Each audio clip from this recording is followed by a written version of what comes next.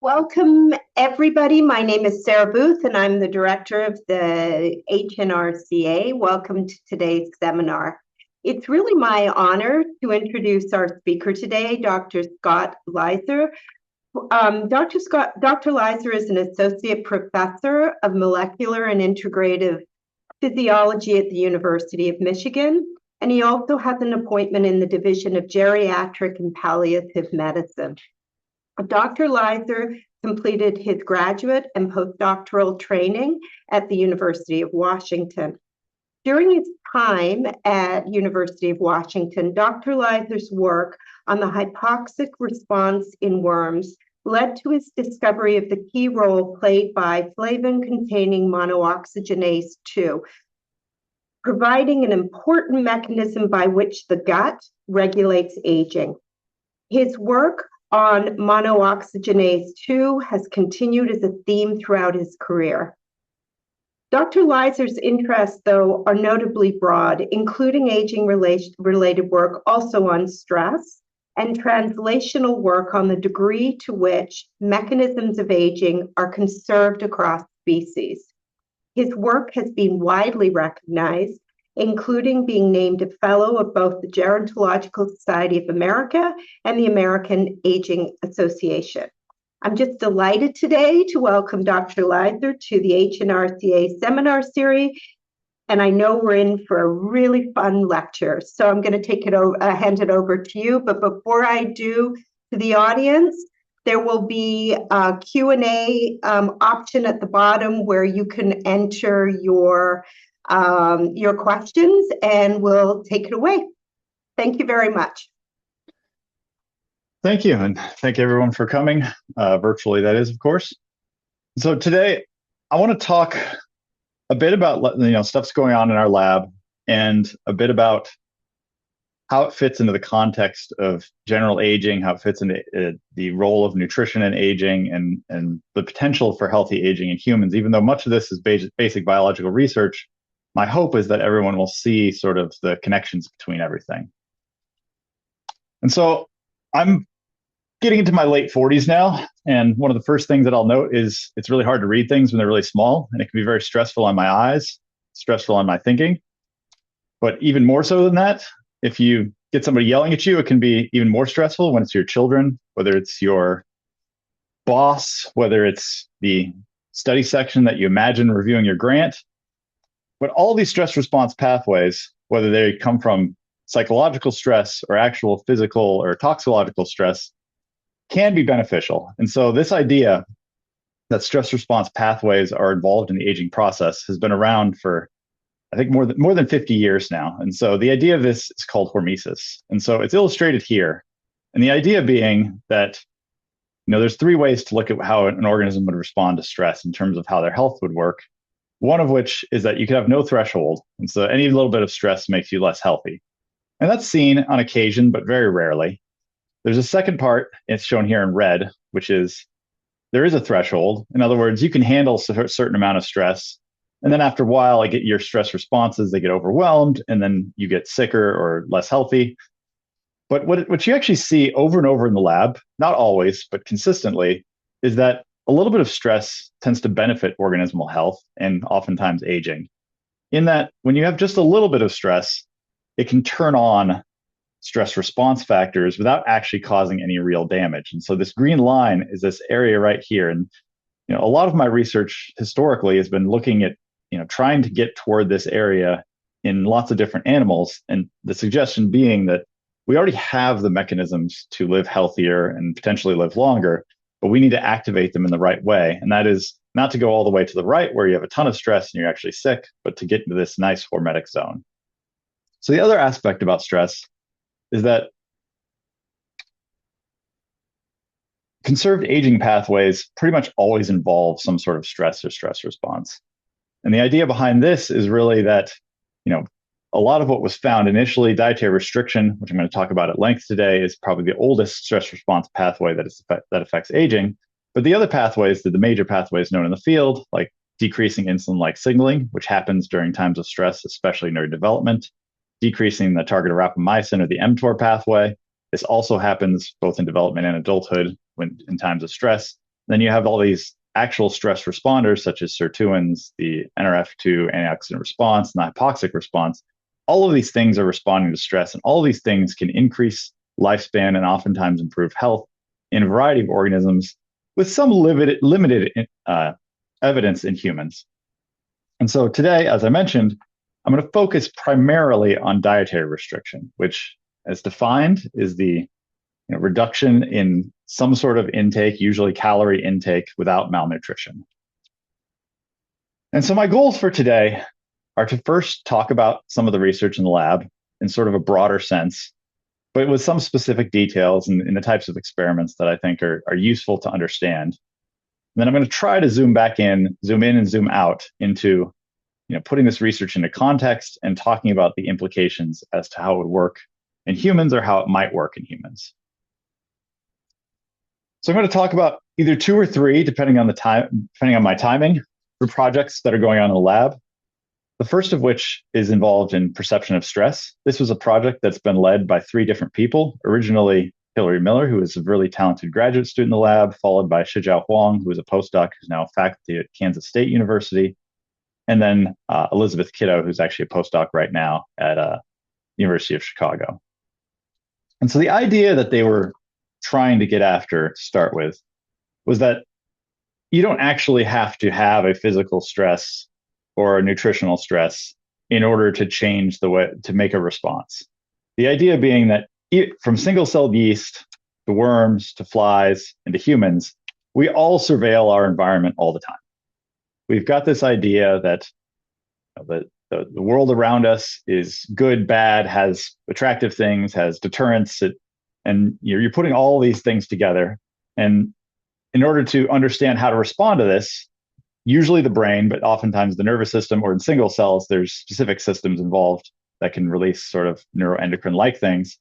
They try to make sense of the environment and they release signals. And these signals go to both other neurons and to other parts of the organism, and they change the physiology of the animal. And so in the case that, what we're most interested in, we're interested in things that change the physiology of the animal in ways that affect aging.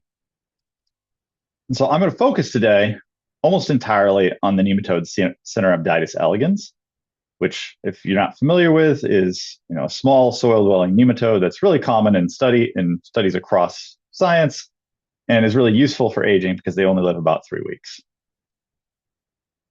But before I get into C. elegans work, I'll give a little bit of background on how we got into this idea of this study. And this came from work from a colleague of mine. And the colleague, his name is Scott Pletcher. He published a paper back in 2007, so almost 20 years ago now, that showed that in the fly, in Drosophila melanogaster, if you took a dietary restricted animal, which is shown here in the triangles, and you gave them, if you dietary restrict them, they live longer than the controls, which are in the squares. But if you just give them the smell of food, it basically halves their lifespan extension. A similar paper came out in mice. It's not quite as strong. It's not a lifespan paper, but it actually showed that if you block the ability to perceive food by basically blocking the sense of smell in mice, they improve in their glucose tolerance and in their insulin response. They get more sensitive to insulin, and they have both a lower peak and a faster regaining of normal blood glucose after a meal. So if you take a basic stress model and you think about the way this works, you have the perception of a stress, which is often perceived by the nervous system, but does not have to be. Other tissues can perceive stress as well. You have a response, and then you have both primary effects and secondary or side effects. And so, as was brought up in the introduction, I've spent a good part of my career now focusing on this family of enzymes called flavin-containing monooxygenases. And it's not important that you know what these enzymes do, at least at this point of the talk. What's actually important is just to know that they are responders to dietary restriction. And so this is a reporter in C. elegans, which are transparent. And you can see that if you put them in a fed condition, the reporter is off. These red animals are not very bright. And if you put them on dietary restriction, they get really bright. The FMO2 levels shoot up really big. And so it's about a 5 to 10-fold induction of FMO2 on dietary restriction. And on the right, what you can see is that dietary restriction in brown extends lifespan really well. But if you knock out FMO2, you basically lose the effect. So this is both induced by, it's necessary for dietary restriction and induced by. And interestingly enough, this is also a gene family that's really important in mice. And so looking at the top genes upregulated by dietary restriction in mice, the number 1 gene is mouse FMO3, and the number 27 gene is mouse FMO5. And this is just by p-value. And so these both have really low p-values. And this is through a meta study of lots of different studies of dietary restriction, suggesting that this is not just a worm thing. FMOs are turned on in multiple different organisms under dietary restriction. And then the last thing that we found in previous studies was that FMO2 isn't just necessary, but is also sufficient to increase lifespan, improve health span, and improve stress resistance. And so this is illustrated by the lifespan on the left, where if you just overexpress FMO2, you get a basically DR similar lifespan extension. And if you put them under heat stress, you get both an increase in heat survival with FMO2 overexpressor and a small but not yet significant decrease in heat survival if you lose FMO2, suggesting that this is a very important protein for both longevity and for resilience. So the important aspect about this for the perception part of the talk is that FMO2, because it's induced downstream of dietary restriction, can act as a really nice marker of whether dietary restriction is being perceived, because FMO2 is an intestinal protein, whereas most perception in C. elegans and other organisms happens in the nervous system. And so when we started to look at this perception aspect of it, we started with what's known as a food perception assay. And so in worms, they live on agar plates, and on that agar, you have a bacterial lawn, and that's what they eat. And so in a normal fed plate, you have this nice NGM, nematode growth media agar plate. You have food on there, and the worms are really happy. Now you can thin that food out or get rid of it completely and fast the animals. This is a dietary restricted plate or a fasted plate. And then you can do a third thing, which is you can put the worms on the plate, just like they're dietary restricted, but you can pour agar on the lid of the plate where the worms can't get to it, and then seed that with bacteria. So what that does is it basically inundates the worms with the smell of food without them being able to actually eat it. They're unable to get up the sides of the plate because they actually desiccate on the walls of the plate because they can't handle that dry environment of pure plastic.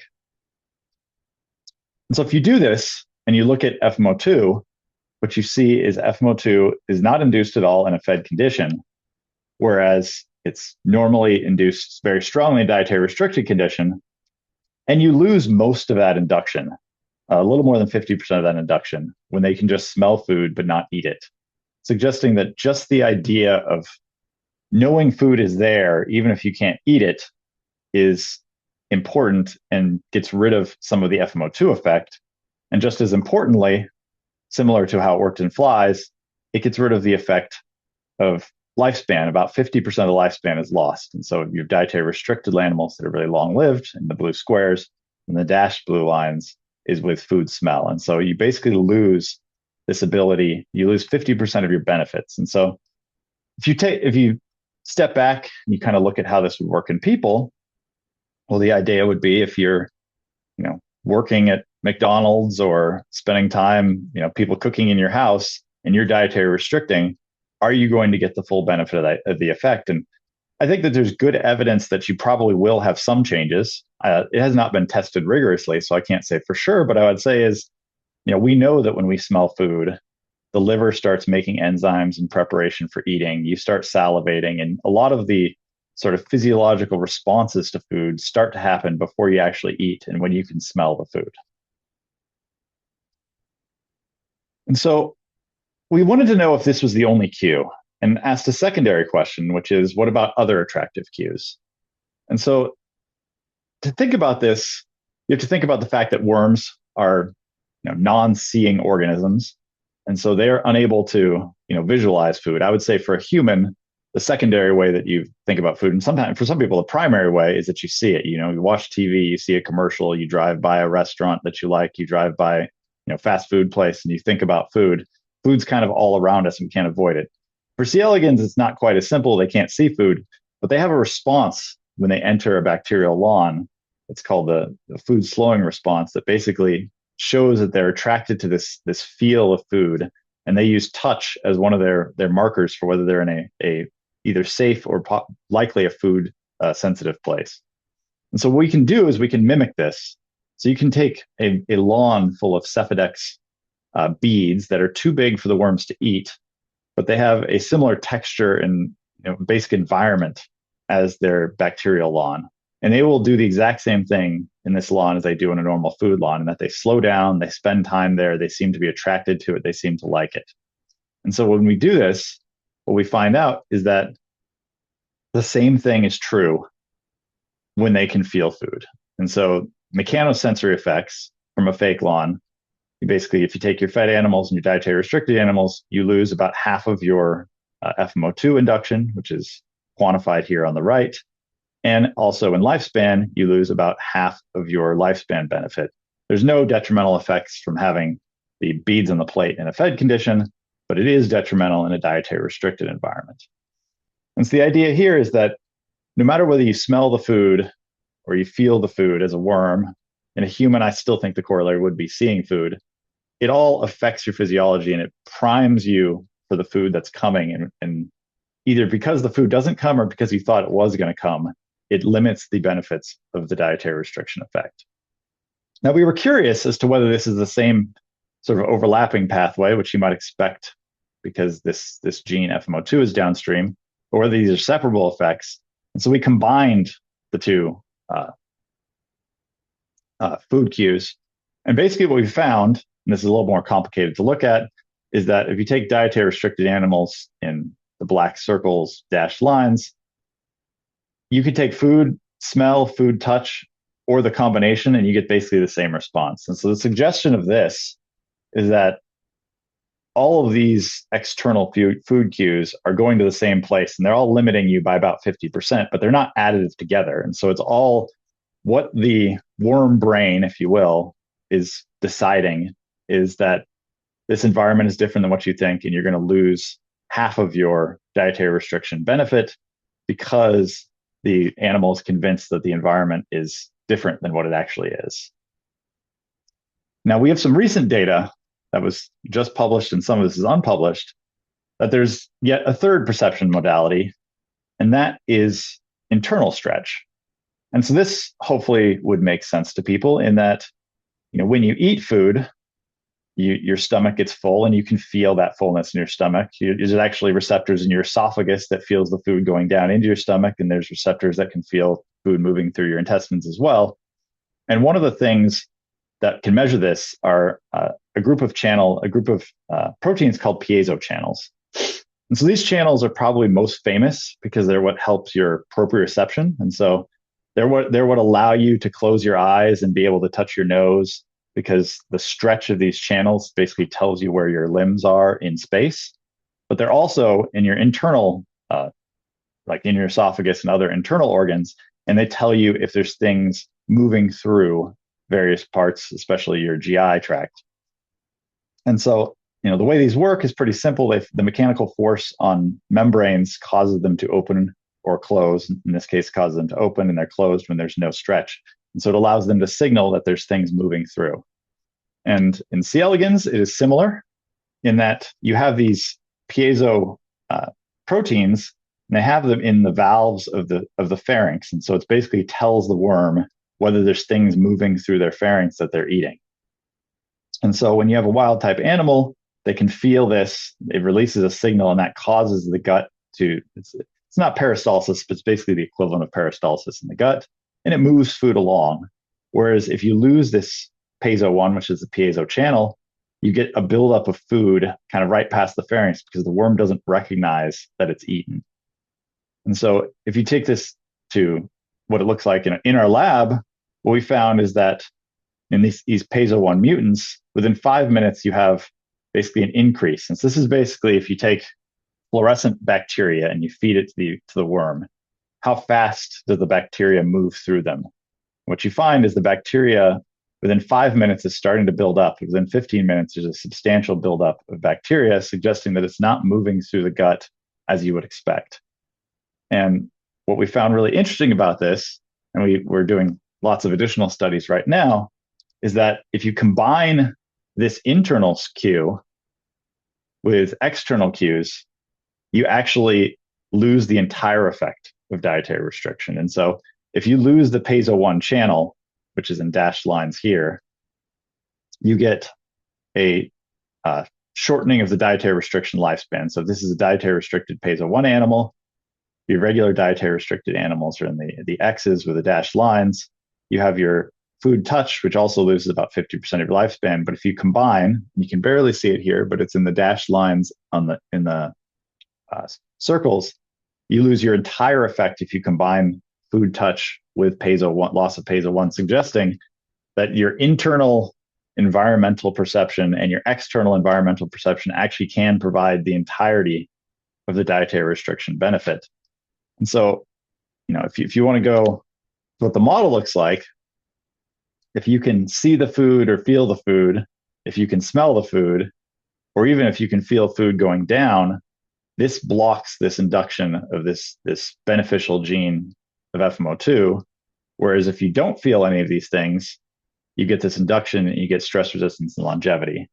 And so in terms of the PASO1 channels, this would go very well with people who eat a lot of nutrient filled foods. So, diet sort of drinks, things that are filled with, very low calorie that kind of fool your body, especially things that are sweet and kind of trick your liver into thinking there's going to be sugar coming, things that are going down your esophagus and are kind of fooling your body. And so there's been some evidence in the past that some diet sodas can lead to weight gain in mice. The evidence in humans is sort of all over the place, although there's some evidence it can lead to weight gain. But I think overall, I wouldn't focus on that so much as I would focus on the fact that you are confusing your physiology. And when that happens, it does limit the benefits of dietary restriction. I don't think it necessarily shortens a control-fed, animal in this case. It definitely doesn't, but it definitely affects the dietary restriction effect. And so if people are going to dietary restrict or try to do something similar, these sorts of things can affect whether it's going to work. So the take-home messages from this sort of perception angle is that food perception is multifaceted. You have lots of ways to perceive your environment. And from those different ways, you're going to get different pathways, which I haven't talked about, and I will in a second. And you're going to get different outcomes, some of which will be additive and some of which will end up in the same place. Any type of food cue can confuse the body and affect DR is basically what we've found. We can't use visual for C. elegans, but I'm sure visual would work if they could.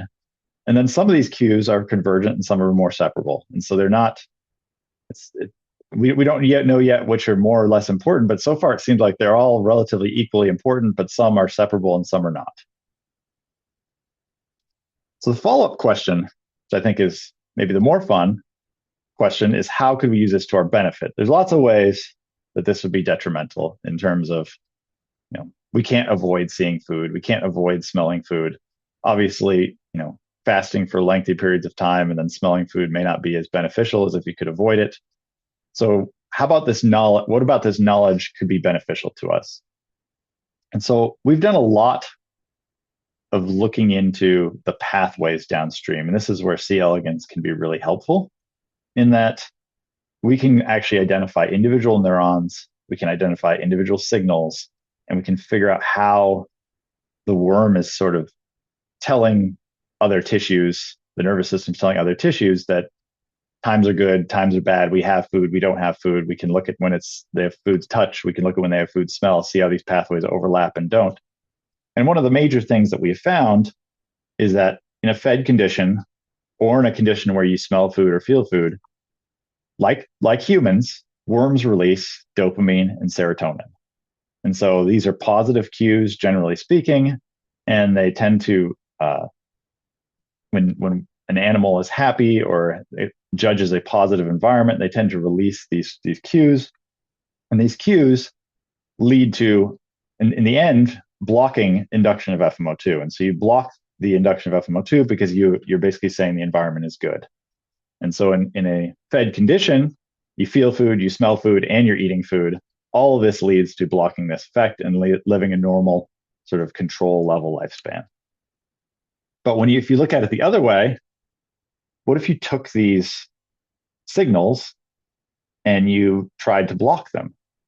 And so what we found is if you block these biogenic amines using several drugs that are FDA approved, although I would not recommend you taking them at the moment, you can take a fed animal and you can actually turn on its FMO2. And secondarily, you can take a fed animal that has food smell, for example, and restore the effects of FMO2 induction, suggesting that these drugs, mianserin is a serotonin antagonist that blocks serotonin signaling, and thioridazine is a dopamine antagonist that blocks dopaminergic signaling. And the idea here being that these are blocking signaling that's saying that there's food around and tricking the animal into thinking that there isn't food and basically putting them in a DR state. And happily, when you give these drugs to worms over the long term, you get a dietary restriction like increase in lifespan. It's actually about the 50% increase that you get as a decrease when you smell food or touch food. And so you get a similar increase in lifespan by blocking the signals as you get a decrease under dietary restriction when you have these signals. Perhaps unsurprisingly, this requires FMO2. So if in an FMO2 mutant, you don't get any benefit because it's acting through induction of FMO2. And similarly, if you give the thioridazine, which is the dopaminergic antagonist, you get a similar beneficial effect. It's not quite as robust, but it's also requiring FMO2. And so both of these drugs, I would state, are likely to be DR mimetics. Unfortunately, neither one of them is a DR mimetic that I would recommend because mianserin, for example, is an atypical antidepressant. There's people, it's used in Europe, it's not used in America currently. It is a serotonin antagonist that has several different side effects. I would not tell people to take it, but I would tell people that this idea of being able to take a drug, maybe a more specific drug that is developed in the future to mimic dietary restriction, is definitely plausible. It's sort of proof of principle this can be done. Similarly, thioridazine is an antipsychotic dopaminergic antagonist that also, both these things have known weight effects, and thioridazine has a lot more side effects. And so neither one of these is a recommendable drug to take immediately. But as we keep looking down these pathways, we're looking for more and more specific compounds that might be able to activate this dietary restriction pathway without some of the side effects from hitting dopamine and serotonin, which act in all sorts of pathways. The other thing I'll note on this slide is that dietary restriction and mianserin are not additive, which suggests that they're also in the same pathway. So the summary of the perception part of this talk is that in a fed animal, you have dopamine, you're releasing dopamine, you're smelling food, you're tasting food, you're feeling everything, you're releasing serotonin, you're turning off your FMO2, and you're living a normal life. When you go into dietary restriction, if you're in a situation where you don't have any food around, you don't smell food, see food, feel food, or taste food or anything, you don't release serotonin and dopamine. This causes an induction of this gene, FMO2, and this benefits stress resistance and longevity. And so the other way to do this would be to act through DR mimetics, which allow for eating, smelling, touching food, but block the signaling effects. And these are two sort of very primitive versions of this because they're hitting the top of the pathway, but we're hoping to get more specific ones. And they both cause induction of FMO2, increase in stress resistance, and longevity. So the question of any of this is conserved is largely unanswered. What I can say is that we have a little bit of data, and I'll only show one slide of it, that you can do the same thing in a fly, and you can give a fly mianserin, and you get the same sort of induction of FMO2 in the fly. Dietary restriction also has a big induction of FMO2 in the fly, and mianserin extends lifespan in male flies, at least. Not quite as robustly, but that's often the case that things in worms and flies don't work to the exact same level of robustness.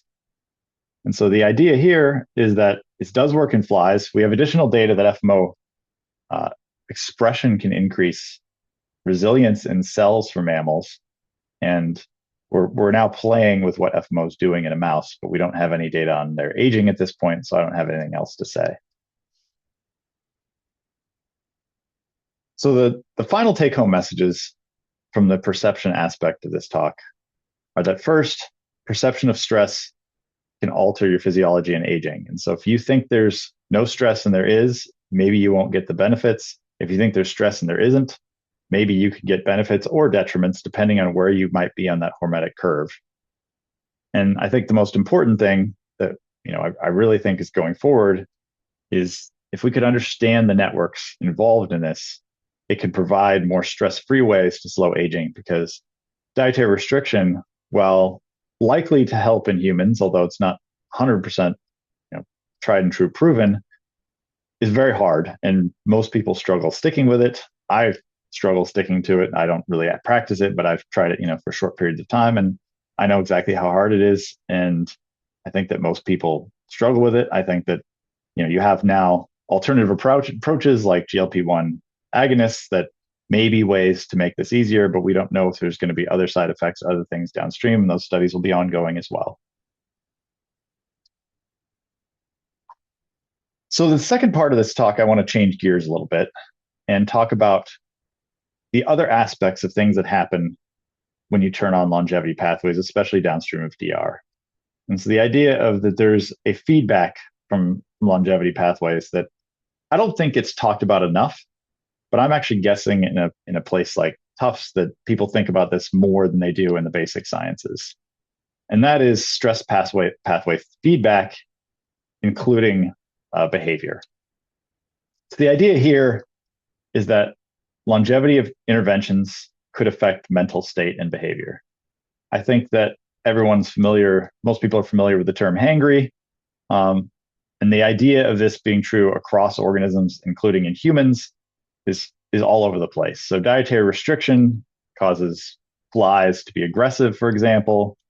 Reduced insulin signaling, which can happen downstream of DR and also from other interventions, can promote anxiety behavior in mice.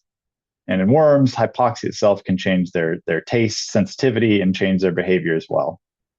There's a somewhat famous study that was published, I forget how many years ago, showing that nutritional status matters very well in people as well. And this is a study of judges and what their decisions were based on when they ate. And the idea was pretty clear here that if you got them first thing in the morning when they're in a good mood and they just had breakfast, they'd be more likely to give you a favorable decision. As you neared lunch, your chance of a favorable decision goes down dramatically. And then after lunch, it gets better again before getting worse again before any other additional meals. And so, people's nutritional status matters, and how good of a mood you're in and how you behave also is correlated to when you've last eaten and what you've been eating. So Elizabeth in the lab really wanted to ask the question, can we figure out the molecular basis to any of these behaviors? I think we kind of all can assume some aspects about, sorry, I was just checking on the comment there. We can all assume aspects about how mentally behavior would change when you're dietary restricted, but is there a molecular aspect to this? And can we use this FMO gene to look at that? And so what she did is she took these FMO2 overexpressing animals. And so these are like DR animals without the DR. So they have the downstream DR pathway activated, but they're on fed plates. And what she found was there were several significant changes in their behavior. And so they did not respond to pathogens normally. They did not respond to chemicals normally. They did not respond to food normally, which is probably not that surprising since it's in the DR pathway. And the most dramatic aspect of it was that they did not explore plates normally. And so by this, you're basically taking a worm, putting it on a plate by itself, on a completely covered plate. You just leave it on the plate for 20 hours and you see how far it went. And you basically count the number of squares on a grid that it entered in 20 hours. And if you do this with a control and these long-lived FMO animals, what you can see is they have just over half as much movement as a control animal. And you can see the distance based on, these are for 2-hour video recordings on how far they get away from their center point and which directions they're going. And you can basically see very clearly that FMO2 overexpressors just don't move around very much. And so she wanted to ask the question, how does this work? And this is relevant. You could definitely imagine it's relevant in humans. It's relevant in a worm, because if you put a worm on dietary restriction, they will basically forage around the plate for an hour or two, and then they'll almost completely stop moving. And you could definitely see the same idea in humans, where if you fasted for a really long time, probably would more than an hour or two, but if you fasted for a really long time, you might forage for a while, but then you might sit and sort of wait around to conserve energy, to think, to figure out what you can do for your next meal. And the question she really wanted to understand is there a molecular basis to this, or is this just normal sort of mental physiology? And so, to skip over all the things that she screened for this, she basically looked at every single substrate that we know of for FMO2, and she found one that was very interesting, that is familiar with people and gets talked about every year on Thanksgiving, and that is the amino acid tryptophan. And so what she found when she tested tryptophan is that if you add tryptophan to C. elegans, their exploration drops, kind of similar to what happens when you overexpress FMO2. And that similarly, if you get rid of one of the receptors that takes up tryptophan, called AAT2, it restores normal exploration in an FMO2 overexpressor. The idea here being that something about tryptophan metabolism is causing these overexpressing worms to explore less. And so, to try to figure out what was causing this, I'm not going to go into the details of this pathway, and you don't need to know this pathway, but she basically tested every enzyme in the tryptophan metabolic pathway in both directions. And so tryptophan, and there's actually more directions, but these are the two she focused on. It can be made into serotonin, and then it can also go down the kynurenine tryptophan pathway that can be eventually be made into NAD+, and lots of intermediates along the way. When she tested all of these genes, what she found is all of the genes that would be necessary for making a compound called quinolinic acid were required, basically would rescue the exploration effects of the FMO2 overexpressor. And so quinolinic acid is an intermediate, but it can also be a neurosignaling molecule and a neurotoxin in both worms and mammals. And it changes behavior in worms. And this is interesting because it's just a natural byproduct, as is kynurenic acid, which can also act as a behavioral changer. And what she found is that if you just knock out quinolinic acid by getting rid of the enzyme that makes it, you get this nice complete restoration of exploration. HAL1 is the gene, and it increases all the movement completely. The HAL1 itself has sort of a different movement, maybe even a slightly increased movement from the wild type. And so these animals tend to be much more exploratory, and it rescues the FMO2 effect. We similarly found that the MDMA receptor, which is what quinolinic acid works on, if you get rid of that, you similarly rescue the effect. And so the idea here being that you need quinolinic acid acting on the NDMA receptor to have a decreased effect in FMO2 overexpressors. And so, the model for this is that just by overexpressing FMO2, you push more tryptophan down into the kynurenine pathway, making more quinolinic acid and decreasing exploration. The way to think about this sort of a translational effect is changing your metabolism can lead to changes in the metabolites that are involved that are signaling to your brain. And that if you change that metabolism, it can lead to behavioral things we don't expect. And so, everybody knows people are not in great moods when they're not eating enough, but there's potentially chemical aspects to people feeling more tired or less exploratory, people not wanting to do things. And it's not just an energy-based system, it's a response to the dietary restriction. And I think of it evolutionarily as really smart, in that if you're evolving an animal who, needs to evolve in boom and bust, there's lots of food, there's no food situations, one of the best things you can do is, when you first don't have food, quickly see if you can find something because you had it recently.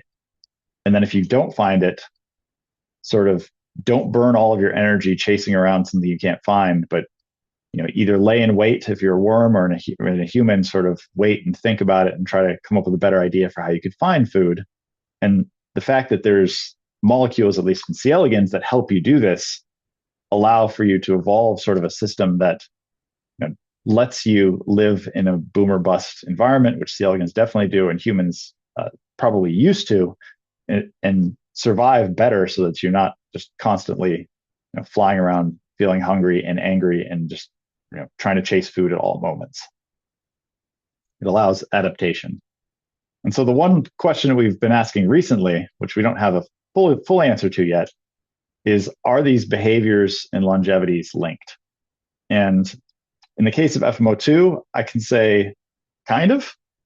It's thrown off by if you actually knock out HAL1, which is that quinonic acid producing enzyme, it extends lifespan in a wild type, but it does block the beneficial further effects of FMO2 overexpression. So it basically brings the lifespan to the extension of HAL1 as opposed to the extension of FMO2 overexpression, suggesting that maybe by getting rid of the behavior, you're also losing part of the lifespan benefit.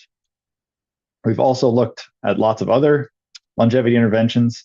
And just as a taste, the idea is that some of them have no change, several of them decrease exploration, and there's a couple of them, including our gene meancerin, which we have to try to understand how this works because it also induces FMO2, which increases exploration in the nematode.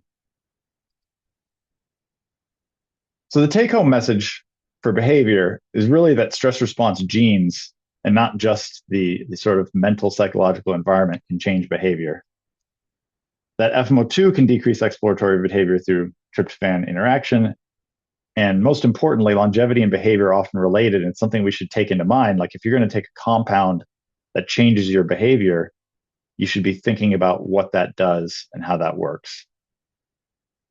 So if I could summarize the first two parts of the talk, in a fed condition, you have normal behavior and you have normal serotonin. You're tasting food, you're smelling food, you're feeling food, you're seeing food. And you release serotonin, you release dopamine, you have normal levels of FMO2, and you have normal longevity. If you hit dietary restriction, or if you use a drug that blocks the signaling from these food sensing pathways, you don't feel food or taste food. You induce this FMO2 enzyme, which is beneficial for stress resistance longevity, but it also changes behavior. And how that would change behavior in a human is not totally clear.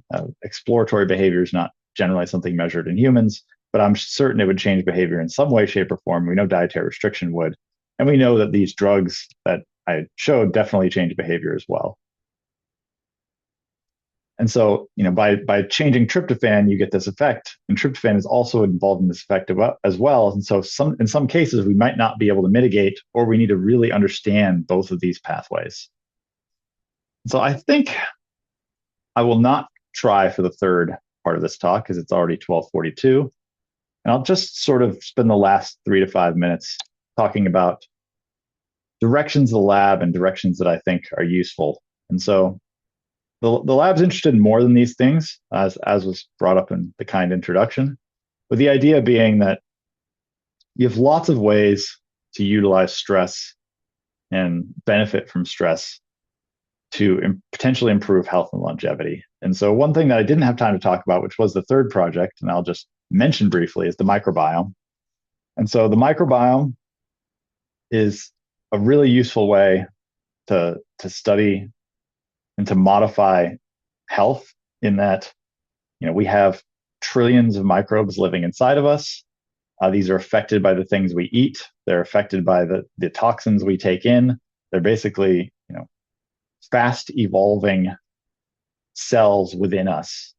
And the study that I don't have time to talk about today basically showed that if you take the worm food of E. coli and you evolve it to be resistant to stress, you get this really nice stress resistance that's passed on to the worm that eats the food, and it increases their lifespan by a significant amount.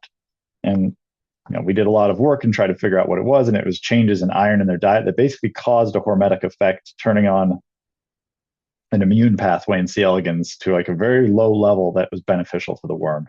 But I think in humans, there's a lot of potential for modifying the microbiome. People are already doing it.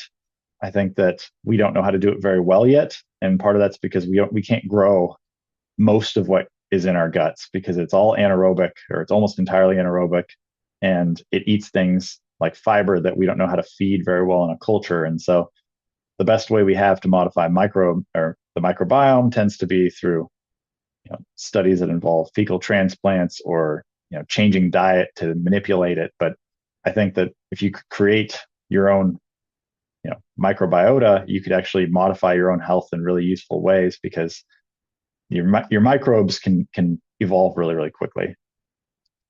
I also didn't talk about the metabolism aspects outside of behavioral aspects, but we're very interested in how metabolism sort of interplays with these stress pathways, how stress metabolism works. We have a recent study that we just identified a different FMO that's necessary for dietary restriction as well.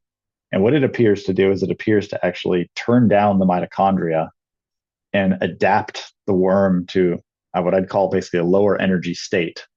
This was not what we expected, because the sort of classic DR model is that you'd expect the mitochondria to be more efficient, because you need to be more efficient with your energy when you have a limited energy. And so the idea might be that, some enzymes are working to do that, and other enzymes are working to adapt you to low energy, because you're going to be in this for the long haul. And understanding which of those are which is going to be really important for how we would try to use the dietary restriction pathways to extend lifespan in humans.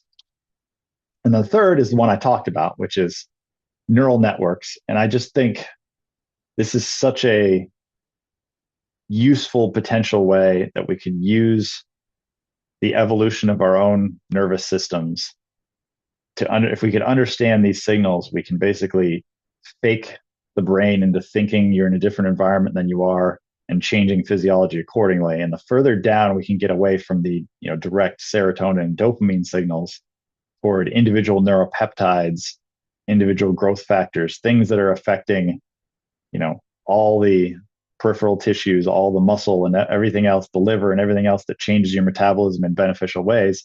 I think that that's a very druggable potential area to understand that. And that is where I think C. elegans is super useful, because they have only 302 neurons. And so we can actually identify neurons and signals. And many, many of those signals, like serotonin and dopamine, are conserved from worms to flies and all the way up into humans.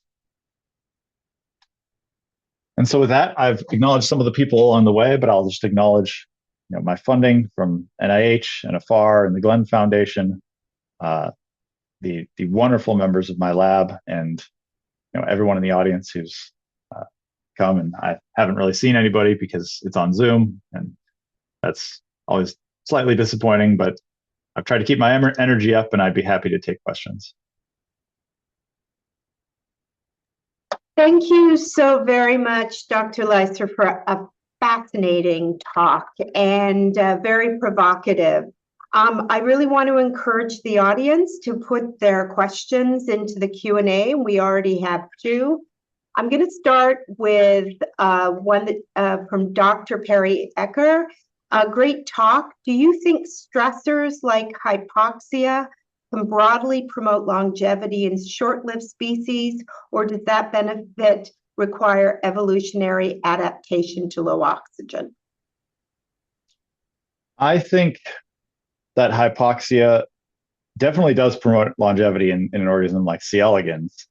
I think that, ultimately, hypoxic responses have a nice hormetic benefit, but they're very tissue specific in a mammal, for example.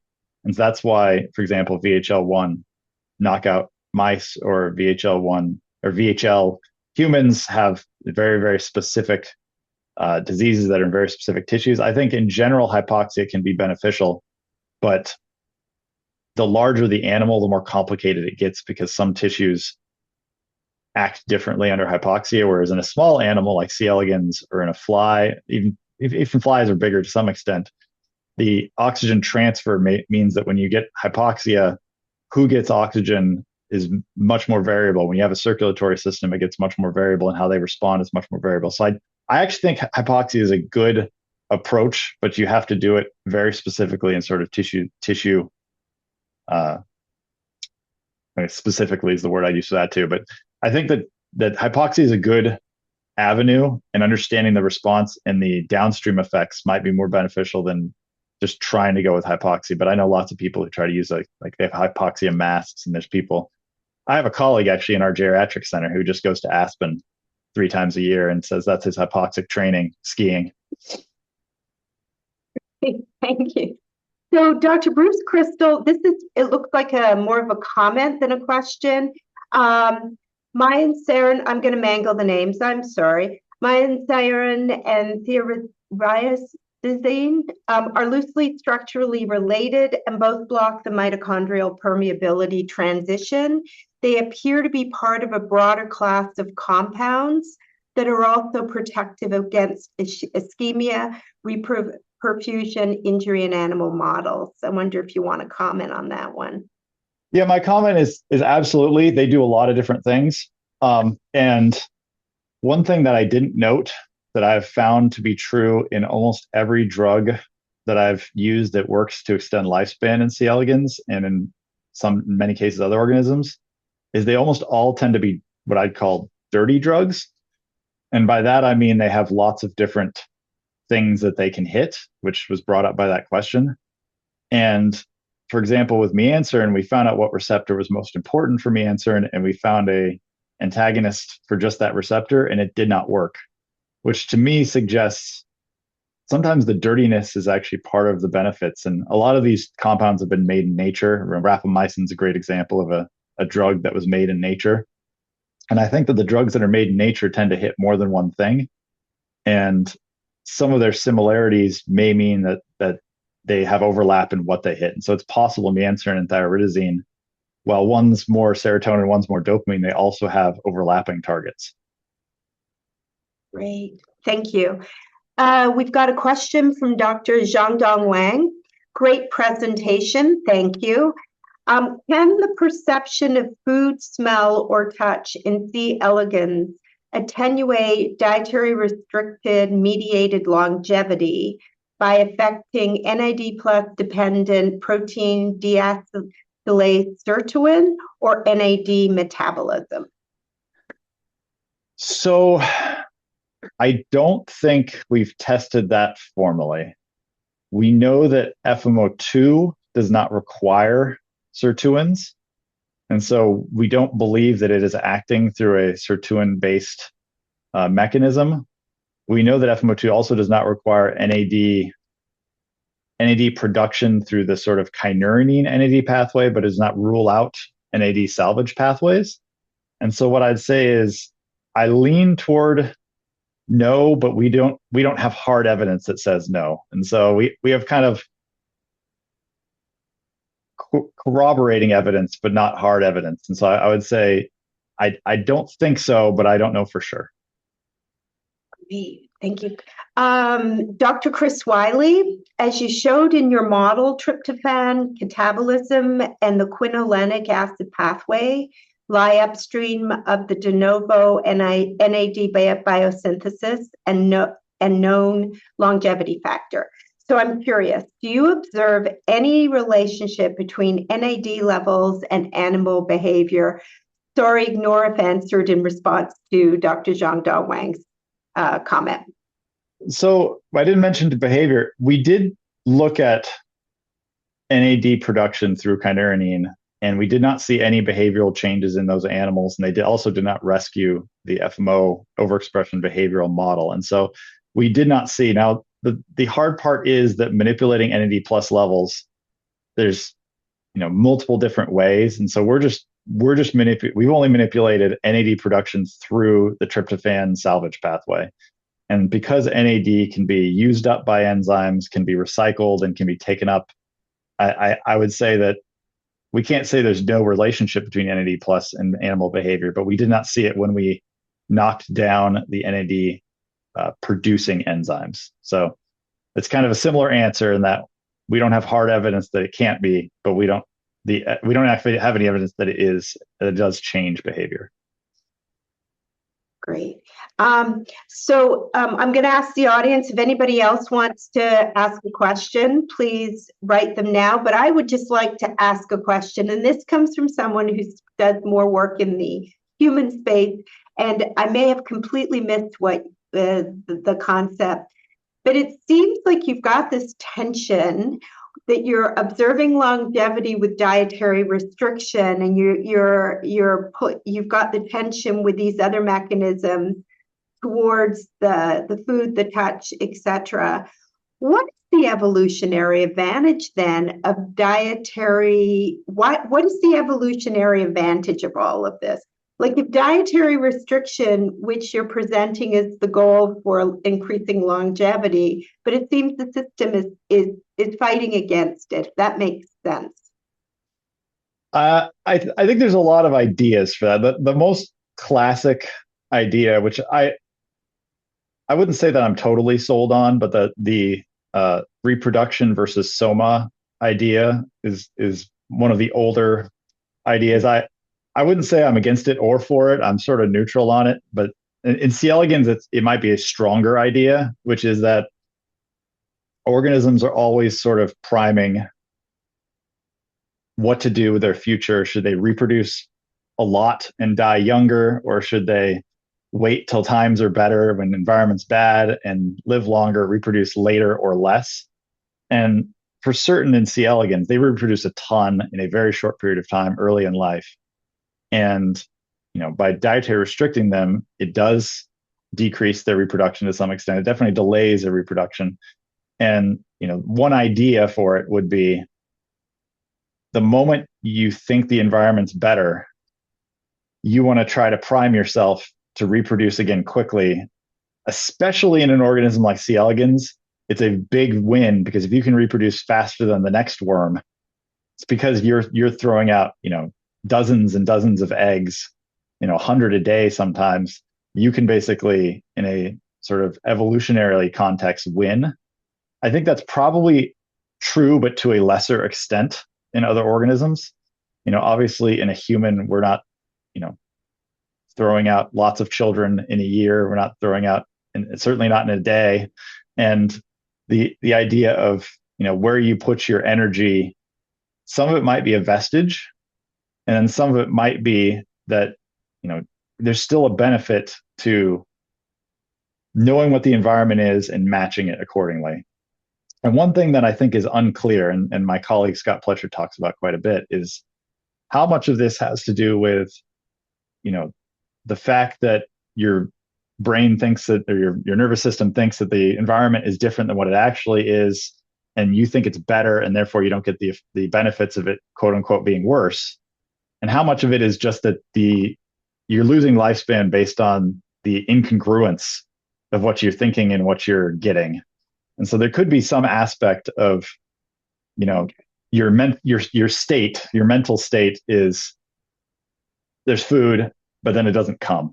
And so, I think that people, I'd love to see, I'm not familiar with the literature on human psychology as well, but is the sort of hangry effect considerably worse if there is food around, but you can't eat it? I'd expect it probably is.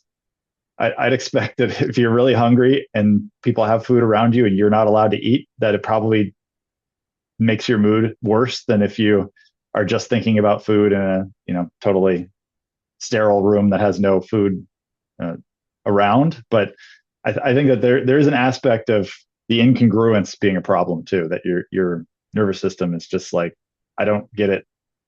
I'm in a there's food around environment and I'm not getting food. Why is this the case? Very interesting. Thank you. Well, we are coming up to the top of the hour, so I would like to thank our speaker, Dr. Scott Leiser, for a fantastic talk. And thank you to the audience, and thank you for those who posed questions. Take care and have a wonderful rest of the day. Thank you.